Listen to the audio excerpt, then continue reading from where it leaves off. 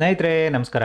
Charts planning Kannada YouTube ಚಾನಲ್ಗೆ ಸ್ವಾಗತ. ನಾನು ನಿಮ್ಮ ಚಂದನ್ ಗೌಡ. ನಾನೊಬ್ಬ full time stock market trader and trainer ಎರಡೂ ಇದ್ದೀನಿ. ಲೈವ್ ಮಾರ್ಕೆಟಲ್ಲಿ ನಿಮ್ಗೆ ಯಾವುದೇ ಥರದ ಕಾಲ್ ಟಿಪ್ಸ್ ಪ್ರೊವೈಡ್ ಮಾಡಲ್ಲ. ಕಲಿಬೇಕು ಅನ್ನೋರು ಲೈಕ್ 10ನೇ ತಾರೀಕು ಏಪ್ರಿಲ್ 10ಕ್ಕೆ ಒಂದು ಬ್ಯಾಚ್ನ ಕಂಡಕ್ಟ್ ಮಾಡ್ತಾಯಿದ್ದೀನಿ. ಜಾಯ್ನ್ ಆಗಿ ಕಲಿಯೋಂಥವ್ರು ಏಪ್ರಿಲ್ 10ಕ್ಕೆ ಜಾಯ್ನ್ ಆಗಿ ಕಲಿಬೋದು. ನಿನ್ನೆ ಬ್ಯಾಚ್ ಮುಗಿದಿದೆ. ಆ್ಯಕ್ಚುಲಿ ನಿನ್ನೆ ಒಂದು ಬ್ಯಾಚ್ ಇತ್ತು. Like it went good. ಓಕೆನಾ. ಸೊ ನಿನ್ನೆ ಬ್ಯಾಚ್ ಕೂಡ ಚೆನ್ನಾಗಿ ಹೋಯಿತು. ಸೊ 10ನೇ ತಾರೀಕು ಅಂದರೆ ಏಪ್ರಿಲ್ 10 ಫ್ರೈಡೇಗೆ ಪ್ಲ್ಯಾನ್ ಮಾಡ್ತಾಯಿದ್ದೀನಿ.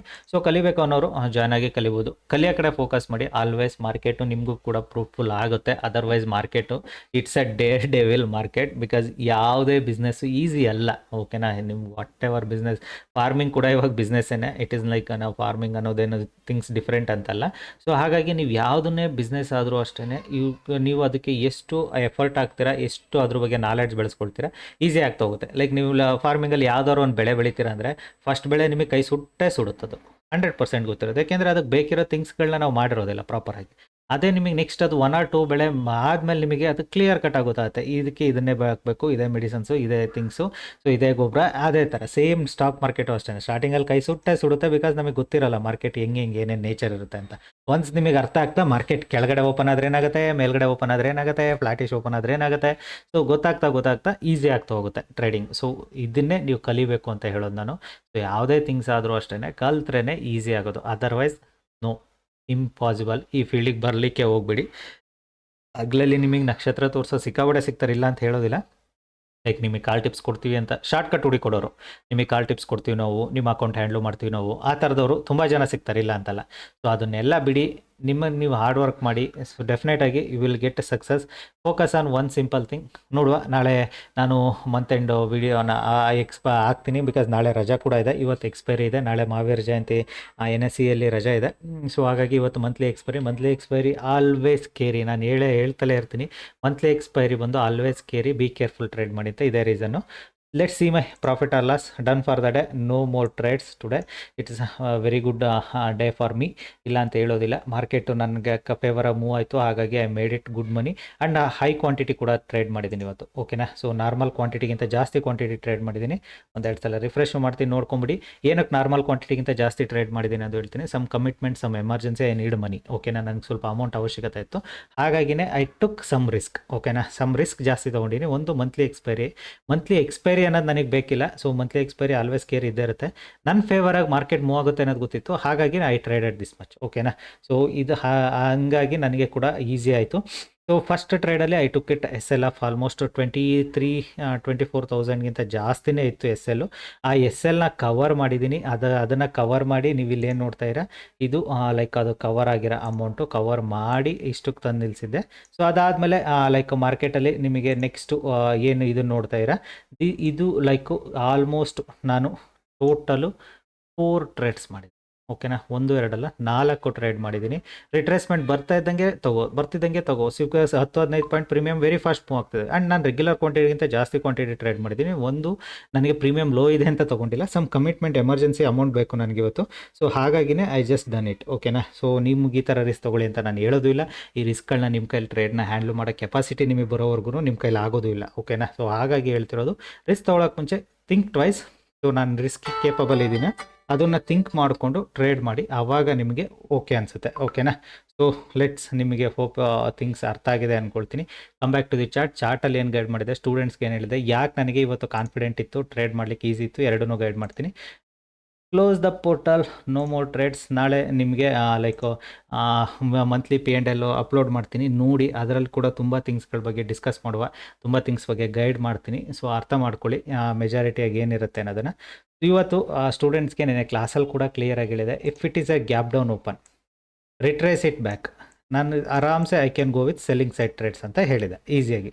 ಸೊ ನಾನು ಅದೇ ಥರನೇ ವೆಯ್ಟ್ ಮಾಡ್ತಿದ್ದೆ. ಮಾರ್ಕೆಟು 300 ಪಾಯಿಂಟ್, ಆಲ್ಮೋಸ್ಟ್ 250-300 ಪಾಯಿಂಟ್ ಹತ್ರನೇ ಗ್ಯಾಪ್ ಡೌನ್ ಕೂಡ ಓಪನ್ ಆಯಿತು. ಚಲೋ ವೆಯ್ಟ್ ಮಾಡಿ ಓಪನ್ ಆಗಿ ಇನ್ನೊಂದು 100 ಪಾಯಿಂಟ್ ಕೆಳಗಡೆಗೆ ಬಂತು.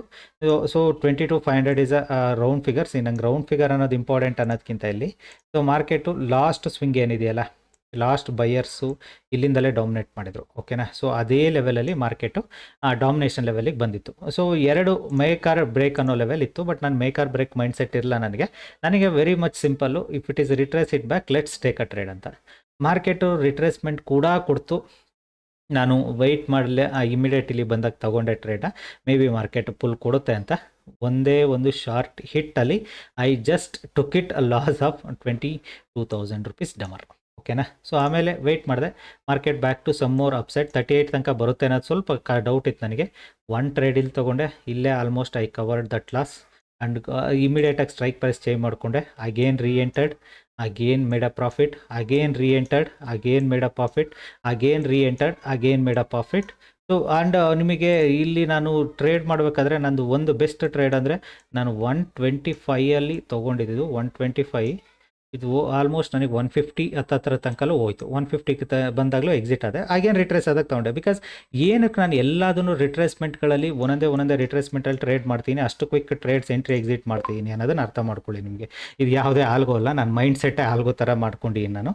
ಸೊ ಇಲ್ಲಿ ನೀವು ಅರ್ಥ ಮಾಡ್ಕೊಬೇಕಾಗಿರೋದು ಮಾರ್ಕೆಟ್ ಗ್ಯಾಪ್ ಡೌನ್ ಓಪನ್ ಆಗಿದೆ. ಅದೇ ಇಲ್ಲಿ ಫ್ಲಾಟಿಶ್ ಓಪನ್ ಆಗಿದ್ದಿದ್ರೆ ನನಗೆ ಒಂದು ಫಿಯರ್ ಫ್ಯಾಕ್ಟರ್ ಇರ್ತಿತ್ತು, ಮಾರ್ಕೆಟ್ ಫ್ಲಾಟಿಶ್ ಓಪನ್ ಆಗಿ ಇಷ್ಟು ಶಾರ್ಪ್ ಅಪ್ಸೈಡ್ ಬಂದಿದ್ರೆ ಸೊ ಸೈಡ್ ವೇಸ್ ಆಗುತ್ತೆ, ಬ್ರೇಕ್ಔಟ್ ಆಗುತ್ತೆ, ಸೈಡ್ ವೇಸ್ ಆಗುತ್ತೆ, ಬ್ರೇಕ್ಔಟ್ ಆಗೋ ಚಾನ್ಸಸ್ ಜಾಸ್ತಿ ಇರುತ್ತೆ ಅಂತ. ಬಟ್ ನನಗೇನಾಗಿದೆ, ಮಾರ್ಕೆಟ್ ಗ್ಯಾಪ್ ಡೌನ್ ಓಪನ್ ಆಗಿದೆ. So gap down any retracements first ಸೆಲ್ಲರ್ಸೇ ಆಕ್ಟಿವೇಟ್ ಆಗೋದು. ಅಫ್ಕೋರ್ಸ್ ನಿಮಗೆ ಸ್ಟಾಪ್ ಲಾಸ್ ಹಂಟಿಂಗು ಆಳು ಮುಳೋರೆಲ್ಲ ಹೇಳ್ತಾರೆ, ಇಲ್ಲಿಂದ ನಾನು ತೊಗೊಳಕ್ಕೆ ಹೇಳಿದ್ದು. See this was the my level, I have given, market is given this much ಅನ್ನೋ ಥರ ಹೇಳ್ತಾರೆ. ಇಲ್ಲ ಅಂತ ನಾನು ಹೇಳೋದಿಲ್ಲ, ಬಿಕಾಸ್ ಅದು ಅವ್ರವ್ರ ಮೈಂಡ್ ಸೆಟ್ಟು, ಅವ್ರವ್ರ ಥಿಂಗ್ಸು. ನನಗೆ ಹೆಂಗಿದೆ, ನನ್ನ ಮೈಂಡ್ ಸೆಟ್ ಹೇಗೆ ರೀಡ್ ಆಗುತ್ತೆ ಅದ್ರ ಪ್ರಕಾರ ನಾನು ಟ್ರೇಡ್ ಮಾಡ್ತೀನಿ. ಅವ್ರಗಳ ಮೈಂಡ್ ಸೆಟ್ ಹೇಗೆ ರೀಡ್ ಆಗುತ್ತೆ ಅದ್ರ ಪ್ರಕಾರ ಅವ್ರುಗಳು ಟ್ರೇಡ್ ಮಾಡ್ತಾರೆ. There is nothing wrong here. So ಅವರು ರಾಂಗ್ ಅಲ್ಲ, ನಾನು ರಾಂಗ್ ಅಲ್ಲ. Because they are also making money, I am also making money, they are also taking loss, I am also taking loss. ಓಕೆನಾ. So ಇಬ್ಬರು loss ತೊಗೊಳ್ತಿದ್ವಿ, ಇಬ್ಬರು profit ಮಾಡ್ತಿದ್ವಿ, ಇಲ್ಲ ಅಂತ ಹೇಳೋದಿಲ್ಲ. ಬಟ್ ನಾನು ಟ್ರೆಂಡ್ ಡೈರೆಕ್ಷನ್ ಟ್ರೇಡ್ ಮಾಡ್ತೀನಿ, ಅವರು ಆಪೋಸಿಟ್ ಡೈರೆಕ್ಷನ್ಗಳಿಗೆ ಟ್ರೇಡ್ ಮಾಡ್ತಾರೆ. That's a thing. ಸೊ ಒಬ್ಬೊಬ್ರದ್ದು ಒಂಥರ ಮೈಂಡ್ ಸೆಟ್ ಇರುತ್ತೆ, ಅದನ್ನು never say that is wrong ಅಂತ ನಾನು ಹೇಳೋದೇ ಇಲ್ಲ. ಓಕೆನಾ. ಸೊ ಅದು ರಾಂಗ್ ಅಲ್ವೂ ಅಲ್ಲ. ನೀವು ಆ ಥರ ಟ್ರೇಡ್ ಮಾಡೋದು ಯಾವುದೇ ಕಾರಣಕ್ಕೂ ರಾಂಗ್ ಅಲ್ಲ. ಏನಂದರೆ ನಿಮಗೆ ಆ ಟ್ರೇಡ್ ಪರ್ಸ್ಪೆಕ್ಷನ್ ಗೊತ್ತಿರಬೇಕು, ಟ್ರೇಡ್ ಎಲ್ಲಿ ಮಾಡ್ಬೋದು ಅನ್ನೋದು ಗೊತ್ತಿರಬೇಕು. ಅವೆರಡು ಗೊತ್ತಿದ್ರೆ ಇಟ್ಸ್ ಈಸಿ ಅಷ್ಟೇ. ಇವತ್ತು ನನಗೆ ಅದೇ ನನ್ನ ಫ್ಲಾಟಿಶ್ ಓಪನ್ ಆಗಿದ್ದರೆ ನಾನು ಇಷ್ಟು ದುಡ್ಡಿಗೆ ಕೈ ಹಾಕೋಕ್ಕಾಗ್ತಿತ್ತಾ? Impossible. Flattish or gap up. ನಾನು ದಿನೋ ಟಾರ್ಗೆಟು 15,000 ರೀಚ್ ಆದರೂ ಸಾಕಪ್ಪ ಅಂದ್ಬಿಟ್ಟು ಜಸ್ಟ್ ಕ್ಲೋಸ್ ಮಾಡ್ತಿದ್ದೆ ಸಿಸ್ಟಮ್ನ. ಸೊ ಇವತ್ತು 15,000 ಗ್ಯಾಪ್ ಡೌನ್ ಓಪನ್ ಆಗಿದೆ. ನನಗೆ any retracement I can expect market could go bounce downside ಅಂತ.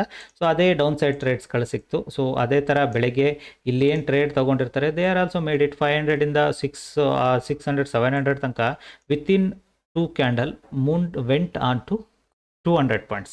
2 ಕ್ಯಾಂಡಲು 200 ಪಾಯಿಂಟ್ ಮೂವ್ ಆದವು. ಯಾಕೆ 200 ಪಾಯಿಂಟ್ ಮೂವ್ ಆಯಿತು? ಮಂತ್ಲಿ ಎಕ್ಸ್ಪೈರಿ ಅದೇ ಥರನೇ ಸ್ವಲ್ಪ ವಾಲಟಿಲಿಟಿ ಹ್ಯೂಜ್ ಇರುತ್ತೆ. ಸೊ ಆ 200 ಪಾಯಿಂಟಲ್ಲಿ ಪ್ರೀಮಿಯಮ್ ಕೂಡ ಅಷ್ಟೇ ಫಾಸ್ಟ್ ಮೂವ್ ಆಗಿರುತ್ತೆ, ಇಲ್ಲ ಅಂತ ಹೇಳೋದಿಲ್ಲ.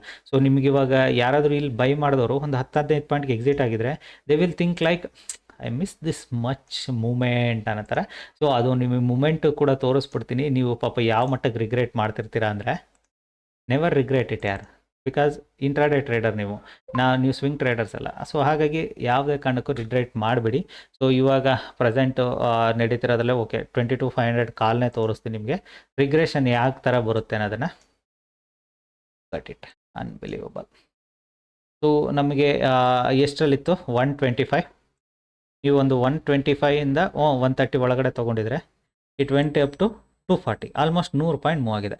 ಸೊ 100 ಪಾಯಿಂಟ್ ಮಿಸ್ ಆಯ್ತಲ್ಲ ಅಂತ ನೀವು ಥಿಂಕ್ ಮಾಡೋಕ್ಕೆ ಹೋಗ್ಬಿಡಿ, ಅದೇ 100 ಪಾಯಿಂಟ್ ಆಲ್ರೆಡಿ ಕೆಳಗಡೆ ಕೂಡ ಬಂದಿದೆ.